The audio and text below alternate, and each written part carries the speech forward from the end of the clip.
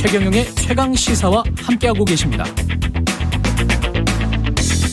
네, 민주당 8.28 전당대회 룰 확정됐고요. 출마 선언한 당권 주자들 차례로 만나고 있습니다. 개파, 악성 팬덤과 결별하는 정당, 이기는 민주당을 만들겠다. 당대표 출마 선언했습니다. 민주당 박용진 의원입니다. 안녕하세요. 예, 안녕하세요. 박용진입니다. 예, 개파와 팬덤과 결별하는 정당을 만들겠다. 다른 당권 주자들과 다른 차별점은 뭘까요? 박용진 의원님의. 다르다는 것 자체가 다르지 않을까요? 다르다. 예, 지금까지의 민주당과 예. 다르게 생각하고 다르게 이야기하고 다르게 행동해온, 그래서 그것 때문에 오히려 악성 팬덤들로부터 고초도 겪고 개파들로부터 따돌림도 당하고 그랬었지만, 민주당을 사랑하니까 민주당을 사랑하는 국민들의 마음을 이해하니까 비판도 하고 내부 쓴소리도 하고 해왔었던 박용진이 민주당이 달라졌다라고 하는 증거가 될 거라고 보고요. 특히나 여론조사 등에서도 나오고 있지만 중도 확장성, 그리고 그러니까 이탈 민주에 대한 어떤 민주당으로 다시 회귀를 만들어낼 수 있는 유일한 통로다. 그리고 어대명이라고 하는 절망적인 체념에 맞설 유일한 대항마가 박용진이다. 저는 그렇게 생각하고 있습니다. 어대명은 절망적 체념입니까? 그렇습니다. 왜 이재명이 혁신이냐, 왜 이재명이어야 민주당이 이기느냐라고 하는 이야기는 없이 어차피 당대표는 이재명이다, 다른 대안 없지 않냐, 이렇게 대세론으로만 편성해서 가려고 하는 건 그건 혁신도 아니고 민주당의 미래가 되어서도 안 된다고 생각합니다. 방금 여론조사 말씀하셔서 제가 인용을 하면서 다시 여쭤볼 텐데요. 스트레이트 뉴스 의뢰로 조원 CNI가 지난 2일부터 4일까지 실시한 민주당의 차기 당대표 적합도 여론조사 결과였습니다. 이재명 의원이 33.2% 1위, 박용진 의원이 15.0%로 2위를 했어요. 이 지금 격차면 넘어설 수 있을 거라고 보세요? 아직 시작도 안 한 전당대회 아닙니까? 예. 저는 제가 출마와 관련된 말씀을 드리는 자리에서 지금 민주당 폭풍 전야다라고 말씀을 드렸어요. 태풍이 만들어지려면 그 바닷물 온도가 일정한 이상으로 올라가야 되거든요. 예. 지금 민주당 내부가 이렇게 부글부글 지금 끓고 있습니다. 저는 그 태풍이 만들어질 거고 그 태풍의 한복판에 박용진이 서 있을 거라고 하는 말씀 드립니다. 이재명 의원은 17일쯤에 이제 출마 선언을 할 것이다라고 관측이 나오고 있는데 출마는 하기는 하겠죠. 어떻게 보십니까? 제일 걱정스러운 건 이재명 의원의 출마가 아니라 이재명 의원의 출마로 전당대회가 개파 힘자랑 대회로 전락하게 되지 않을까. 저는 전당대회가 이번 전당대회는 국민들에게 민주당이 변했다라고 하는 변화의 증거가 되어야 된다고 생각을 하는데, 이렇게 개파가 친명이냐 반명이냐 이렇게 개파 대립으로 가면 저는 이러다가 다 죽는다, 민주당이 오히려 망하는 길로 갈 수도 있다, 이런 우려가 들고 있거든요. 개파전대가 아닌 민심전대여야 흥행이 가능하고 그것을 만들어 나가기 위해서 몸부림을 쳐야 되는 상황이라고 생각합니다. 그런데 룰 만드는 과정에서부터 이렇게 민심은 아랑곳하지 않고 서로 간에 힘자랑하고 연판장 돌리고 하고 있는 모습, 정말 우려스럽습니다. 지금 당내 이재명 개파가 제일 큽니까? 그건 저도 모르겠습니다. 숫자를 세본 적도 없고요. 예. 근데 언론이 보도하는 바에 따르면 룰 관련한 논쟁 과정에서 이렇게 서명하고 연판장 돌리면서 같이 한 의원들 숫자를 가지고 이재명계다 이렇게들 짐작하시는 것 같습니다. 의원님은 이제까지 보면 개파라고 부를 만한 어떤 그룹 이런 데는 소속돼 있었던 적이 없었죠? 예, 개파에 겹불된 적 없습니다. 예.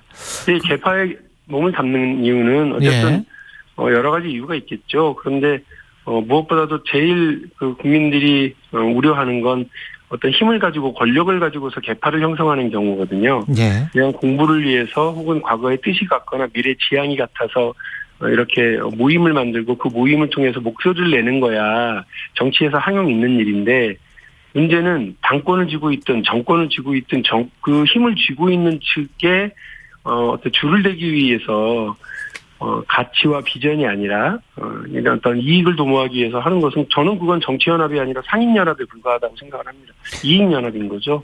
국민들이 가장 우려하는 게 이제 저는 그런 거라고 보는데, 민주당이 이제 그런 계파 간의 대립과 갈등이 아니라 민심을 바라보고 나가야 다음 총선에서도, 그리고 그 다음 대통령 선거에서도 승리할 수 있다는 건 너무나 자명한 일입니다.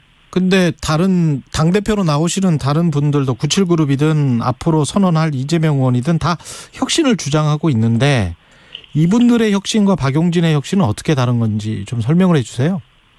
혁신이 뭐 하늘에서 뚝 떨어지는 일이겠습니까? 그리고 새로운 뭘 찾는 것도 아니라고 저는 생각합니다. 가장 중요한 거, 국민들에게 약속하면 지키는 정당이어야 하지 않겠습니까? 저는 그래서 약속하면 지키는 약속정당, 정치혁신과 사회혁신을 이끄는 혁신정당으로 가야 된다고 생각을 하고요.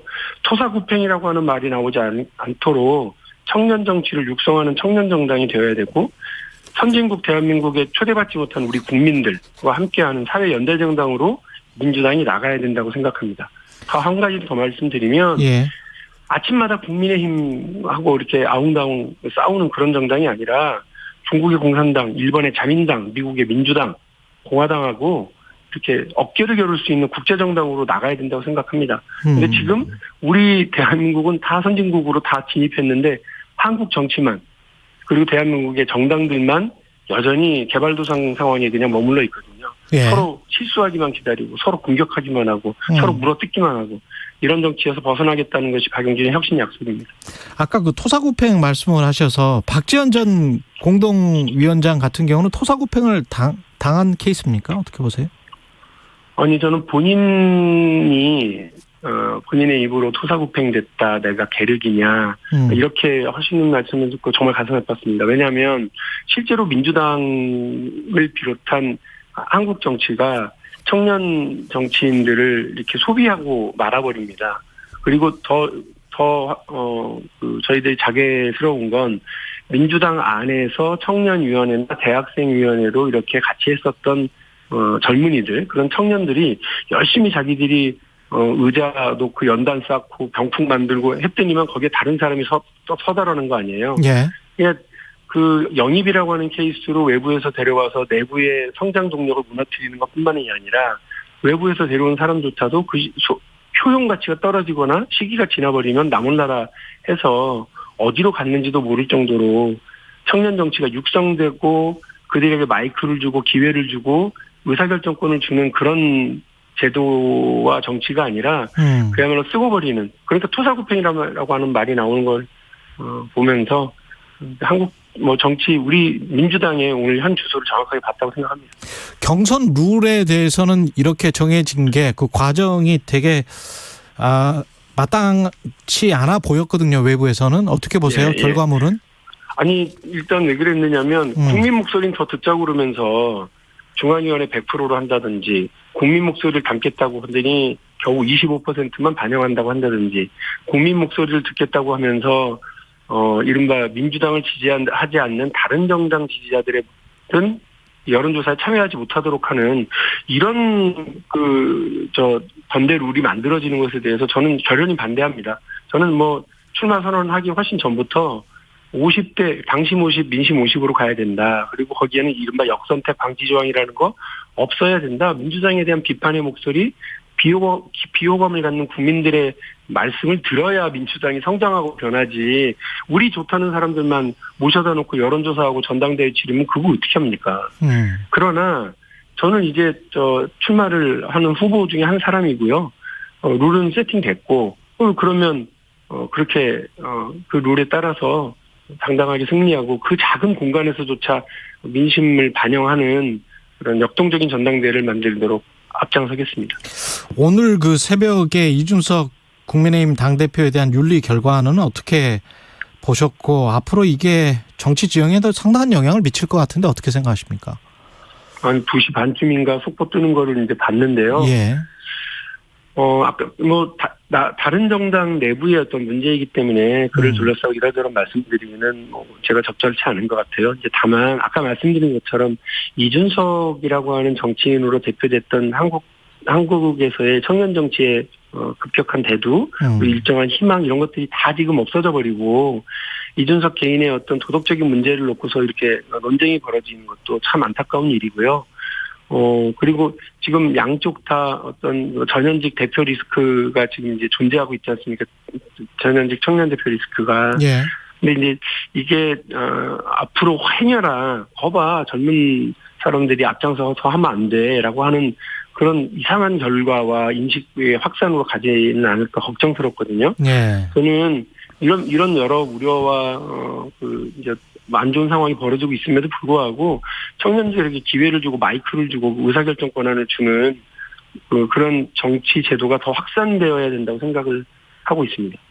지금 윤석열 정부는 잘 되고 있다고 평가를 하세요? 어느 국민이 그렇게 생각하시겠어요?